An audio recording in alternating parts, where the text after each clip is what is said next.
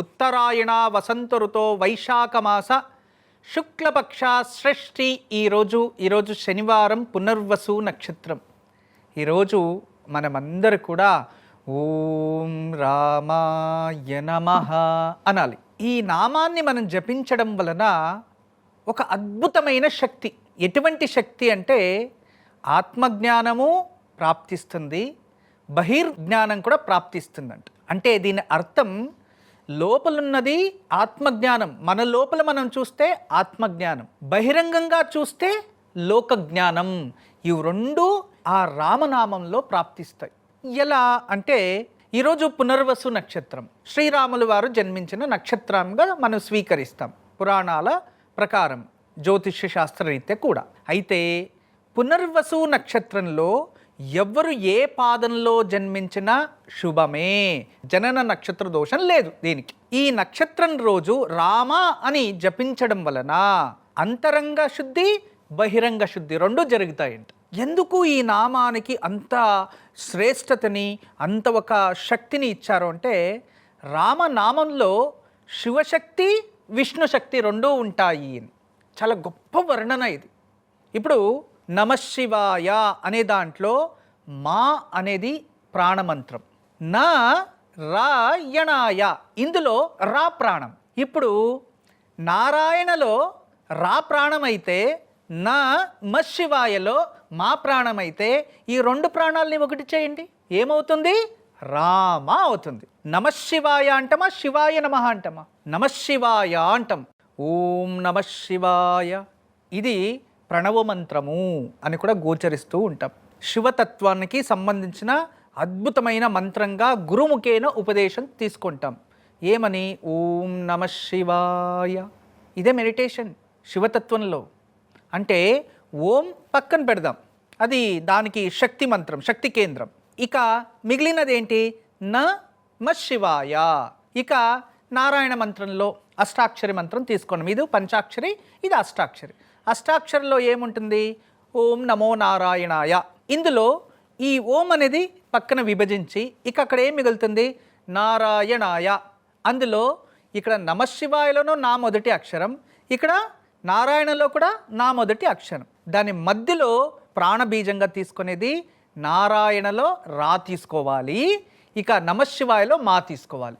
ఇవి రెండు కలిపితే రామ అవుతుంది. అందుకే మనం ఎప్పుడే కూడా ఓం రామాయ నమః అంటే అంతఃకరణ శుద్ధి, బహిర్శుద్ధి రెండు జరుగుతుంది. తర్వాత ఆత్మజ్ఞానము, లోకజ్ఞానం రెండు ప్రాప్తిస్తాయంట ఈ నామానికి.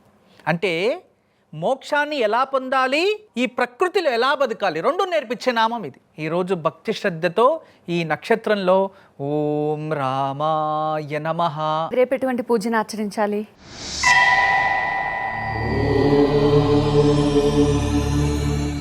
రేపు ఒక విశేషం ఉంది. రేపు పుష్య నక్షత్రంలో సూర్యోదయం సప్తమి. దీన్ని భాను సప్తమి అని కూడా అంటాము, చాలా విశేషంగా పరిగణిస్తాం. ఎవరైనా కానీ రేపు ఉదయాన్నే ఒక అంత నువ్వులు తలకు రాసుకొని స్నానం చేసి నారాయణుడికి దీపం వెలిగించి సూర్య నమస్కారం వేసుకుంటే శని దోషం తగ్గుతుంది. తదుపరి ప్రతి పుణ్యస్త్రీ రేపు ఉదయాన్నే తులసీదేవికి పూజ చేయండి, ఇది మీకు అదృష్టం ప్రాప్తిస్తుంది. అంతేకాదు రేపు ఉదయాన్నే ఎవరైతే ఆదిత్య హృదయాన్ని పారాయణం చేస్తారో వాళ్ళకి ఆరోగ్యం కూడా ప్రాప్తిస్తుంది. మరియు తంత్రశాస్త్రంలో రేపు విశేషమైన ఆచరణ ఉంది, అది రేపొచ్చి తెలియచేస్తా. విద్య పొందాలి అంటే బాగా కష్టపడాలి. ఎప్పుడైతే విద్యని మనము అర్థం చేసుకుంటామో అప్పుడు అది మనకి జ్ఞానంగా ప్రాప్తిస్తుంది. అదే జ్ఞానాన్ని తెలుసుకున్న వాళ్ళని మనము చదువుకుంటూ వాళ్ళ సలహాలు తీసుకుంటూ ఉంటే మరింత జ్ఞానం పొందొచ్చు. అయితే చాలామంది ఏం చేస్తున్నారు ఈ కాలంలో, విద్యార్థులందరూ కూడా ఒక జ్ఞాని అంటే బాగా చదువుకొని మంచిగా పర్సంటేజు బాగా చదువుకొని మంచి ఎగ్జామ్స్ రాసి అభివృద్ధి చెందుతూ ఉంటారు. కానీ వాళ్ళు తోడున్న వాళ్ళు చదువుకోకుండా అతను దాన్ని కాపీ కొట్టి పాస్ అవుతూనే ఉంటారు. తర్వాత వాళ్ళు ఉద్యోగాలకు వెళ్తారు. జ్ఞాని ఇతనికి భయం లేదు, ఏదైనా మాట్లాడగలడు, ఏదైనా చెప్పగలడు, ఏ పనైనా చేస్తాడు, ఎవరికైనా ఉపదేశం చేయగలడు, అన్నిటికీ సమాధానాలు ఇవ్వగలడు. అయితే కాపీ కొట్టినోళ్ళు మాత్రం వాళ్ళకి ఇన్సెక్యూరిటీ, ఎవరు ఏం అడుగుతారో, ఏం పని చెప్పేస్తారో, పరిపూర్ణ జ్ఞానం లేదు కదా వాళ్ళ నుంచి నేర్చుకోండేది. ఆ భయంతోనే జీవితాన్ని సాగిస్తూ ఉంటారు. అందుకే ఎప్పుడు కూడా జ్ఞానికి భయం ఉండదు. విద్య ఎవరిలో ఉంటుందో అతనికి అహంకారము ఉండదు, భయము ఉండదు, మరియు ఇతరులకి హాని కూడా చెయ్యడు.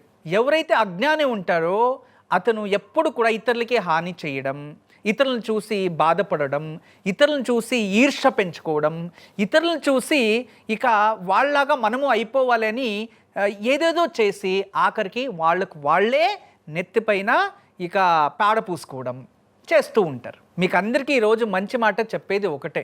ఎప్పుడైనా ఏదైనా గంధత పర్వం ఉంది అనుకోండి, దానికి గంధము గుమగుమలు వస్తూ ఉంటుంది. అయితే దాన్ని కొందరు ఏం చేస్తారంటే, అరే ఆ గంధక పర్వతానికి ఏదో విధానంగా పేడ రాసేయాలి అనుకొని పేడను తీసి దానికి రాస్తారు. రాస్తే తర్వాత పేడ వాసన వస్తుంది అనుకొని అనుకోకుండా ఇతని చెయ్యి వాసన చూస్తే ఇతని చెయ్యే వాసన పేడ వాసన వస్తుంది.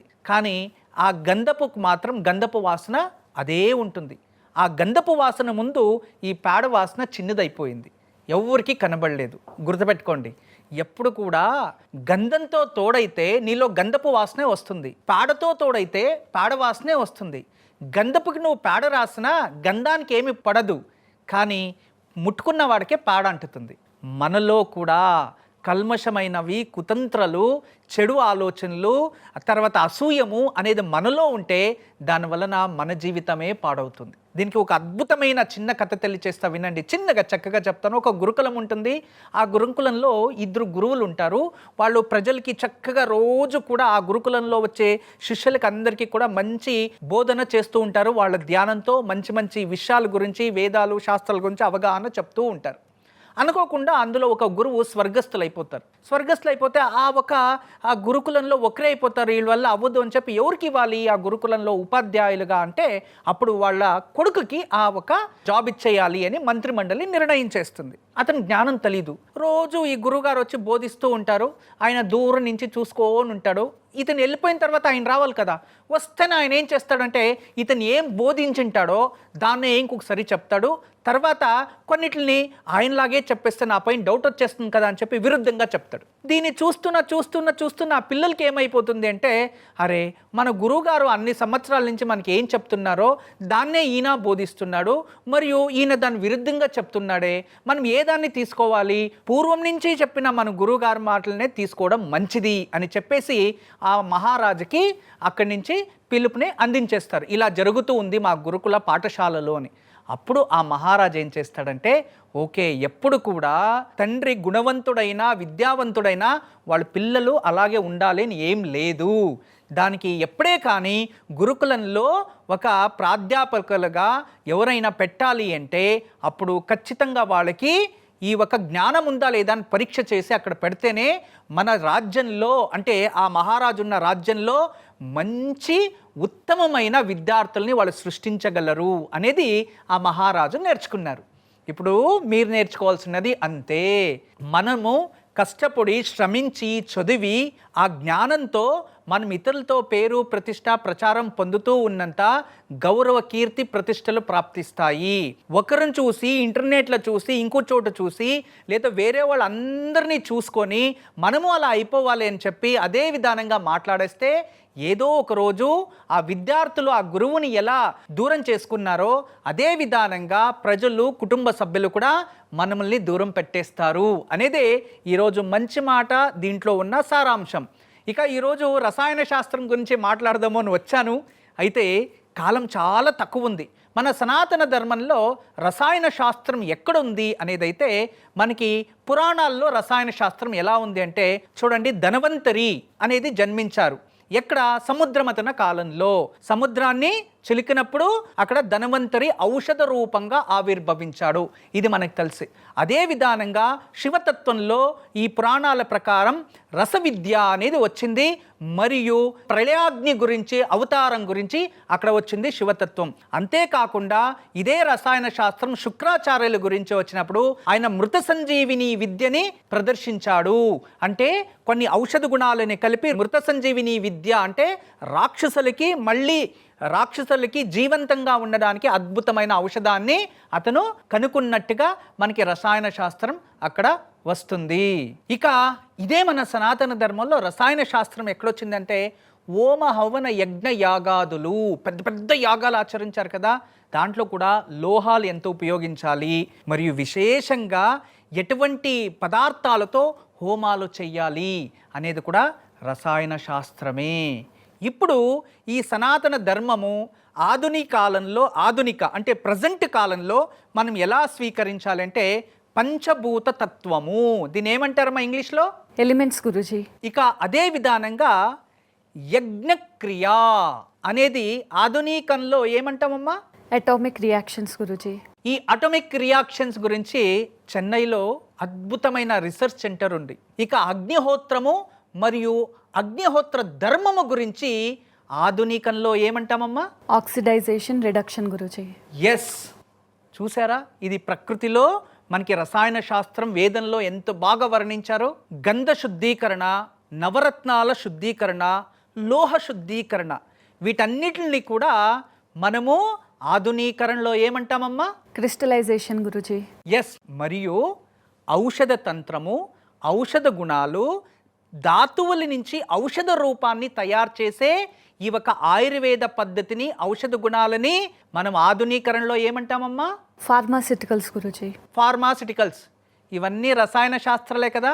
చూసారా, మన సనాతన ధర్మంలో ఎప్పుడో వేదాలతో, ఉపనిషత్తులతో మరియు పురాణాల సమేతంగా మనలో ఉన్నాయి. అంటే ఎంత గొప్ప ఒక సబ్జెక్ట్ మన సనాతన ధర్మం అంటే ప్రతి ఒక్కరూ మీరు అర్థం చేసుకోవాలి. ఈరోజు తారాబలం అశ్విని మక మూలా నక్షత్రం వారికి నైదన తార, మంచిది కాదు, జాగ్రత్తగా ఉండాలి. భరణి పుబ్బ పూర్వాషాఢం వారికి సాధక తార, అత్యంత శుభమైన ప్రతిఫలం. ఇక కృతిక ఉత్తరాషాఢ నక్షత్రం వారికి ఈరోజు ప్రత్యక్ తార, ఇది అంత శుభం కాదు, జాగ్రత్త వహించండి. రోహిణి శ్రవణ నక్షత్రం వారికి క్షేమతార, ఈరోజు అత్యంత శుభమైన రోజు, ఉపయోగం చేసుకోండి. మృగశిర చిత్త ధనిష్ట నక్షత్రం వారికి విపత్తార, ఇది అంత శుభం కాదు, అయినంత వరకు జాగ్రత్త వహించాలి. ఇక ఆరిద్ర స్వాతి శతభిష నక్షత్రం వారికి సంపద తార, అత్యంత అదృష్టమైన రోజు, ఉపయోగం చేసుకోండి. ఇక పునర్వసు విశాఖ పూర్వ భాద్రపద వారికి జన్మతార, ఆరోగ్యంలో కాస్త జాగ్రత్త వహించడం మంచిది. ఇక పుష్య అనురాధ ఉత్తర భాద్రపద వారికి పరమమిత్రతార, శుభకరమైన రోజు, ఉపయోగం చేసుకోండి. ఇక ఆశ్లేష జ్యేష్ఠ రేవతి నక్షత్రం వారికి మిత్రతార, ఈ రోజు కూడా మీకు శుభ ప్రతిఫలాలే ఉంటాయి, ఉపయోగం చేసుకోండి. గురుజీ, ఇక వాస్తు పరిష్కారంలో ఏం తెలియజేయబోతున్నారు?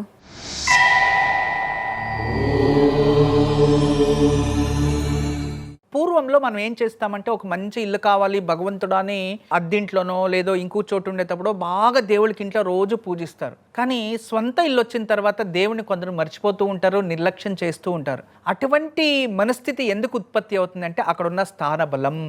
ఈ స్థానబలం తక్కువ ఉంటే పూజ పైన ఇంట్రెస్ట్ తగ్గిపోతూ ఉంటుంది. దానికి రోజు అలవాటు పడాలి, ప్రాక్టీస్ చేయాలి. ఎప్పుడైతే మీరు పూజలు అధికంగా చేస్తారో ఆటోమేటికలీ స్థానబలం పెరుగుతుంది. అదే విధానంగా అటువంటి మనకి ఆలోచనలు, మనకి దేవాలయంలో దేవుడి దగ్గర కూర్చుంటేనే నెగిటివ్ థాట్స్ ఇవన్నీ వస్తున్నాయంటే ఆ కాస్మిక్ ఎనర్జీ నెగిటివ్ పొజిషన్లో ఉంది అని అర్థం.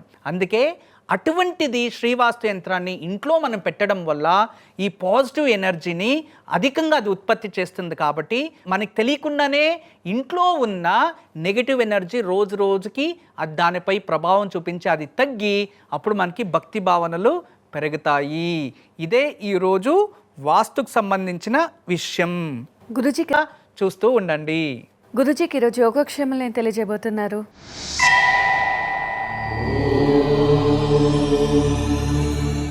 ఈరోజు శనివారం సాయంత్రం విశేషమైన రోజు. ఈరోజు ఆంజనేయ స్వామి గుడి ఎక్కడైనా ఉంటే దీపాలు వెలిగించడానికి అవకాశం ఉండాలి. అటువంటి దేవాలయం ఎక్కడైనా ఉంటే చిన్న మట్టి ప్రమిదలో నువ్వుల నూనె వేసి జస్ట్ మన షాడో ఇలా చూసుకొని దాంట్లోకి 2 వెత్తులు పెట్టి ఒక దీపం వెలిగించి రావాలి. ఇలా చేస్తే మనకున్న శని దోషం దూరం అవుతుంది. అద్భుతమైన యోగక్షేమం. లేదా ఇంట్లోనే కూర్చొని హనుమాన్ చాలీసా పారాయణం చేసుకొని ఆంజనేయ స్వామికి సింధూరార్చన చేసి అది నుదుటిలో పెట్టుకున్న శని దోషం తగ్గుతుంది. ఇవన్నీ చేయడానికి అవ్వట్లేదు అంటే ఈరోజు సాయంత్రం నవగ్రహ పీడా పరిహార స్తోత్రాన్ని పారాయణం చేసుకొని విష్ణుకి ఒక నమస్కారం చెయ్యండి. ఈరోజు సాయంత్రం ఆంజనేయ స్వామివారి